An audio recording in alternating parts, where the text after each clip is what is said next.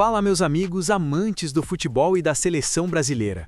Eu sou o Luiz, especialista de futebol, e tenho aqui minha opinião, e talvez ela não agrade todo mundo. Se eu te perguntasse hoje quem é o verdadeiro protagonista da seleção brasileira, você conseguiria responder sem hesitar? Porque essa dúvida já mostra um problema enorme. O Brasil vive um momento estranho. A mídia tenta empurrar novos nomes, cria narrativas, eleva jogadores como Vinícius Júnior ao posto de protagonista da seleção, mas será que isso já é realidade ou ainda é expectativa? Enquanto isso, o nome de Neymar segue sendo tratado como dúvida, como se fosse opcional levar o único jogador brasileiro que, nos últimos anos, realmente assumiu a responsabilidade em campo. E é aí que começa o problema. O Brasil quer virar a página antes de ter escrito o próximo capítulo. Então hoje eu vou te explicar, sem filtro, por que o Neymar precisa sim ir para a Copa e o que está errado nessa tentativa de substituir o insubstituível. Antes de continuar assistindo o vídeo, deixe o seu like, se inscreva no canal e deixe a sua opinião aqui nos comentários. Sua opinião é fundamental. O debate sobre a convocação de Neymar para a próxima Copa do Mundo não deveria nem existir, mas existe. E isso, por si só, já revela muito sobre o momento confuso da seleção brasileira. Estamos discutindo se o único jogador com histórico real de protagonismo deve ou não estar no maior palco do futebol. Isso não é apenas um questionamento técnico, é um sintoma de perda de identidade. A verdade é que a seleção brasileira vive uma crise silenciosa. Falta um protagonista. Não falta talento, e isso o Brasil sempre teve de sobra. O problema é que talento sem liderança, sem personalidade e sem responsabilidade em campo não ganha a Copa do Mundo. E hoje, quem assume esse papel? Durante anos, Neymar foi esse jogador. O atleta que chamava a responsabilidade, que decidia jogos, que era o centro das atenções, para o bem e para o mal. E é justamente isso que o Brasil perdeu, alguém disposto a carregar o peso da camisa.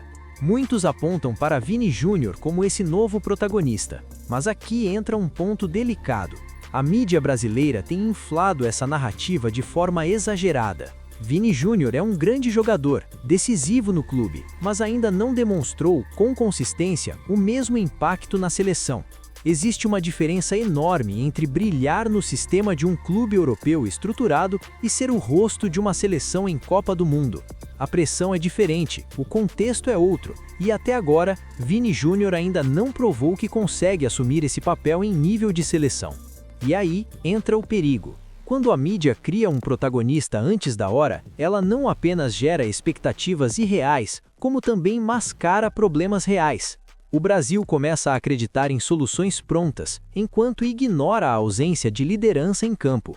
Neymar, com todos os seus defeitos, ainda é o único jogador brasileiro que entende o que é ser esse protagonista. Ele já viveu Copa, já decidiu jogos grandes, já sentiu o peso de carregar um país inteiro nas costas.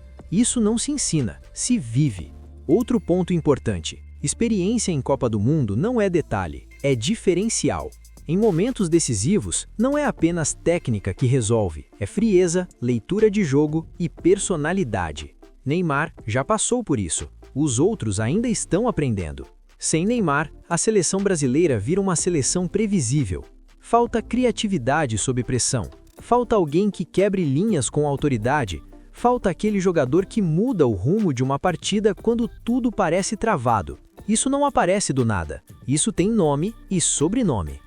E mais do que isso, a presença de Neymar em campo muda o comportamento dos adversários. Ele atrai marcação, abre espaços, altera estratégias. Mesmo quando não decide diretamente, ele influencia o jogo de forma que poucos conseguem. Além do aspecto técnico, existe também o fator psicológico. A seleção brasileira parece hoje emocionalmente instável em jogos grandes. Falta alguém que chame a responsabilidade quando o time sente o jogo. Neymar, gostem ou não, sempre foi esse jogador. E não se trata de idolatria cega. Neymar tem falhas, já errou, já esteve abaixo em momentos importantes. Mas mesmo assim, ele continua sendo o jogador mais preparado do elenco brasileiro para lidar com o caos de uma Copa do Mundo. Enquanto isso, vemos uma geração que ainda oscila muito. Jogadores que brilham em uma partida e desaparecem em outra. Falta constância, falta aquele algo a mais que separa bons jogadores de grandes protagonistas.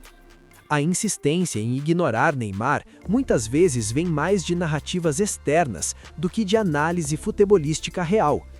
Existe uma tentativa quase forçada de virar a página, como se o Brasil pudesse simplesmente substituir seu principal jogador por decreto.